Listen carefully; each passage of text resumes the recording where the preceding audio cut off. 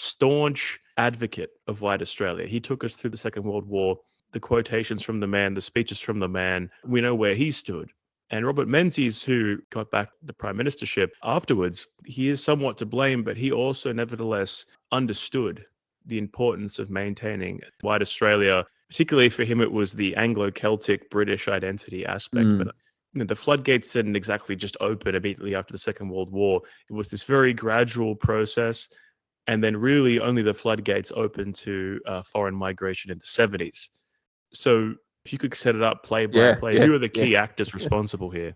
Yeah, that's right. Well, I'll touch on the Jews first because you had a bit to say about them. It's actually really fascinating. I'm not sure if you've ever read. I mean, as much as I hate the man Churchill, if you've ever read Zionism versus Bolshevism, but he touches on a really interesting subject which you've kind of touched on, which is like this idea of the international Jew, the rootless Jew, who ascribes himself to this kind of Trotskyite worldwide revolution, kind of Marxism.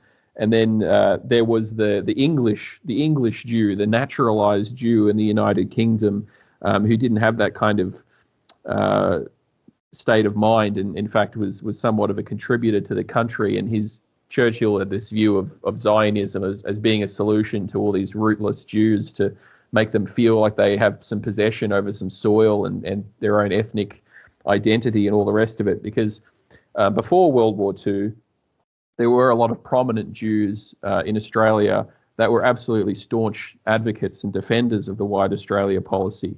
Number one of this is the great Isaac Isaacs, who was our first Governor General and a High Court Justice, who not only gave lip service to the White Australia policy, but in court, he actively was involved in cases leading to the deportation of Asiatics from Australia.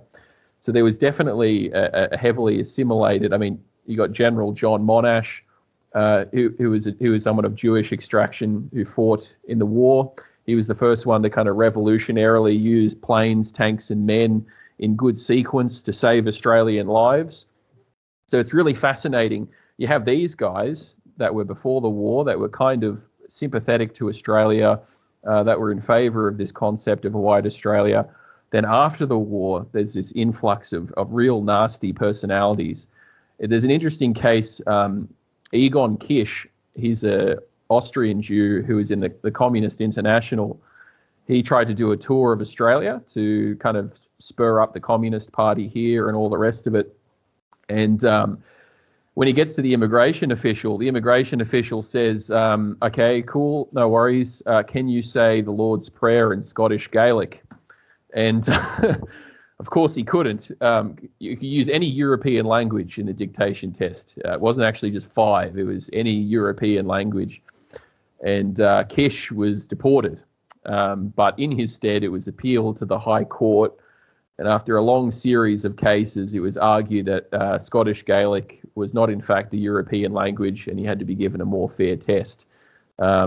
Anyway, he ended up coming in and giving a couple of speeches. But definitely, Jews were a bit of a concern to Australia, particularly because of their kind of communist leanings, as Churchill picked up in Zionism versus Bolshevism. Most Bolsheviks were of Jewish extraction, and they were very concerned about communism coming to Australia. The Department of Immigration had the same chairman for 15 years, from 1946 onwards. His name was Tasman Hayes, and he was very strict. When Australians were going through these refugee camps in Europe after the war, they had a little tick box on their form of Aryan non-Jewish descent. And that was part of our immigration policy. So you did see a little bit of an influx of some Jews who managed to slip through the cracks. And a lot of them were quite subversive because they were the East European Jews that had no loyalty to Australia or to our, I suppose, British roots, where some... By the way, they didn't just slip through the cracks. There were international Jewish networks, many of them based in the United States, which actively funded and supported Jews to immigrate to Australia. So that's another element as well. Prior to the Second World War, Australia or the immigration department would analyze the physiognomy of applicants. And if they looked a little too Jewish or they had a Jewish sounding name, then they would make sure that they didn't get through.